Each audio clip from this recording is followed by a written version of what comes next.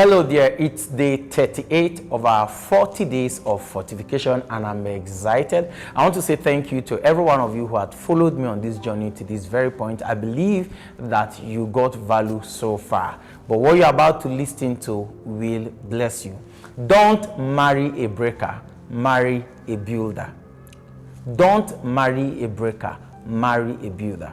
Either you're a young man or a young lady, one major quality that you must look out for in your would-be life partner is that the person is a builder.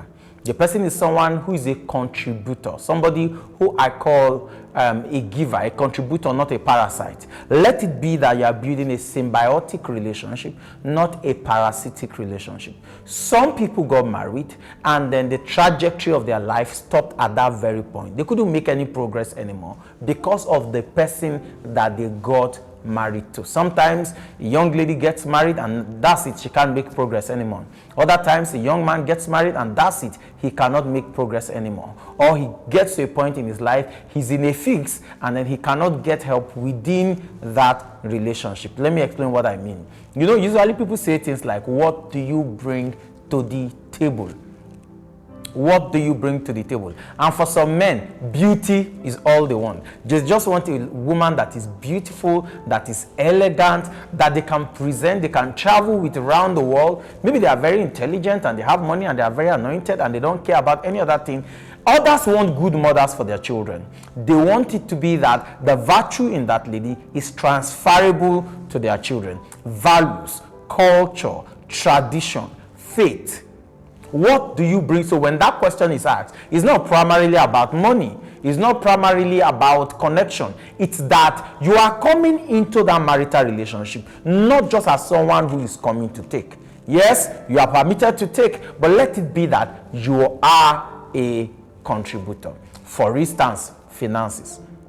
You know that a notion around the world, especially in Africa, that the man is the one who should be responsible for all finance. No, that's an old school, it's a medieval approach to life. If you want to really have, some of you say a lot of things about power couples. I want us to be power couples. Do you know what power couples are? Power couples are couples that both parties bring something to the table. Maybe a beautiful, anointed, spiritual woman who is at home praying. She's a full-time housewife. She doesn't leave the house. But her counsel is pushing the politician on the field. Her prayer is covering him. Her manner, her quality of value and lifestyle is discipling her children at home. Oh, the man may not even be somebody who earns as much as the woman, but the man is supporting the home front, gives her the emotional support, gives her the spiritual covering, gives her the push and the drive for her to be able to become all that she needs to become. Do not marry a lady who feels that you are moving too far. I remember a very, very interesting story, and you may not believe this, but this is the truth. A particular young man walked up to a lady and they've known for a while and said, I'd like to marry you. The lady said no. Said, we've been friends. What do you mean no? You know me, you know what I do, we go to the same church. Why will you say no? The lady said, no, I cannot marry you. And the guy said, okay, may I know why? She said, yes, because you are going to be very great and I cannot deal with the competition. And this guy was disappointed. No, he wasn't supposed to be. He was supposed to be jubilating and celebrating. If he had married that kind of lady, he will marry somebody for the present who is not ready for the future. The demand of the glory, the demand of the burden that will come upon his life and his destiny. That is not the builder he needs for his own kind of destiny, for his own kind of calling. That is what I'm saying. Don't marry a breaker. Don't marry somebody who's going to tear you down. Don't marry a man who's going to say, why do you want to do masters? I just have a first degree. I just got my own masters. Why do you want to do? Are you competing with me? Don't marry that kind of man. Don't marry the man who doesn't want you to go for another degree. Don't marry a man who doesn't want you to go for your doctorate. Talk about these things. Be very sure that the man is confident in himself. And whenever we say this, we usually use the example of the men. But what about women? I just give you one example. There are women who feel that, oh, it's you that men know. True life story. A particular lady broke up with a young man because she feels that in future, the man's destiny and, and then influence will subjugate her in marriage. Like she will not have a voice in marriage. And that's not the truth. It's just because she feels that the trajectory, the push, the way it's going. So pay attention. Be very sure that the person you want to marry is ready for the kind of glory you will carry. Be very sure.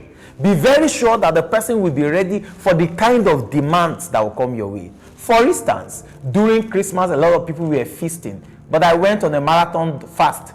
26, 27, I think we began on the 26th, and then that continued till the end of the year. My wife joined me on the fast. So you see that you just want to marry a pastor. Are you ready to go on a marathon fast during Christmas, during festive season? And then we started the new year. The moment we started the new year, our church began a corporate fast. I joined the corporate fast, and in fact included another 3 days marathon fast during the church corporate fast.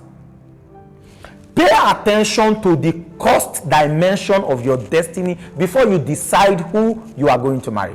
Will this person be able to pay for you?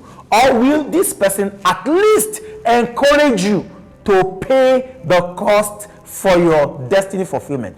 Or will this person create the environment? For instance, a lot of young ministers make the mistake of marrying ladies that can sing, ladies that look very vibrant, that are preaching in church. She might be preaching in church, but are you sure? Are you sure she's not? She's fit to be a pastor's wife? Let me say that again. She might be fit to be a pastor, but is she fit to be a pastor's wife? Because there is the demand for a pastor's wife. So she can be a pastor, very anointed, very fireful. So pay attention to all of these things. Make sure that the person that you are going to get married to, is someone who is willing to build with you, someone who is futuristic, someone who is willing to go all the length with you, someone you can partner with and become all that God intends for your life and your destiny. Let me pray for you. May you not marry a breaker. God bless you.